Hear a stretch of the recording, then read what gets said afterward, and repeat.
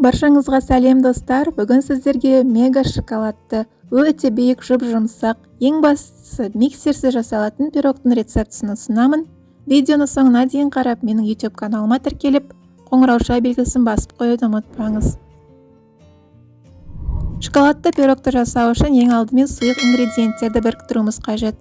2 жұмыртқаға сүт және сұйық майды қосып, венчиктің көмегімен барлығы жақсы біріккенше араластыруымыз керек.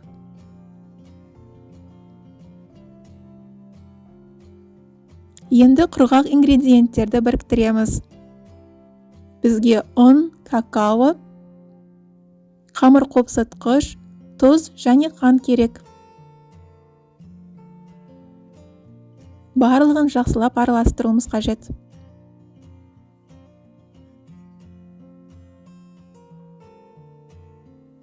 Ендігі кезекте құрғақ ингредиент пен сұйық ингредиентті біріктіреміз.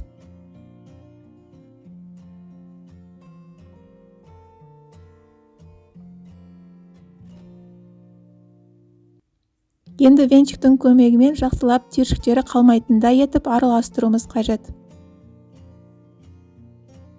Бұл пирогтың жасалу жолы өте оңай әрі тез.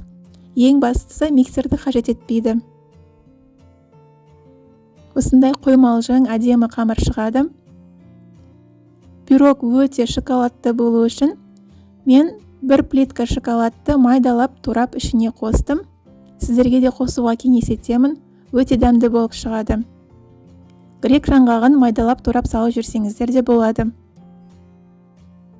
Барлығын жақсылап бір араластырып алып, формамызға құямыз. Менің формамның диаметрі 22 см.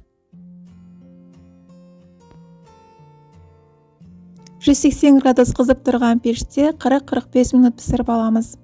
Пирогтың толық піскенін ағаш таяқшаның көмегі арқылы білуге болады.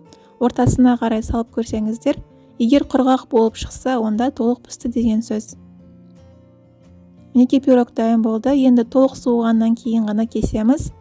Пирог өте жұп-жұмсақ әрі биік болып шығады. Міндетті түрде рецепт бойынша жасап көріңіздер. Достар, менің каналымда плейлист бөлімінде бұдан да басқа пирогтардың рецептісі өте көп. Қарап көруге кеңес етемін. Достар, егер видео ұнаса, рецепт ұнаса лайк басып, пікір қалдырып, менің YouTube каналыма тіркеліп қоюды ұмытпаңыздар.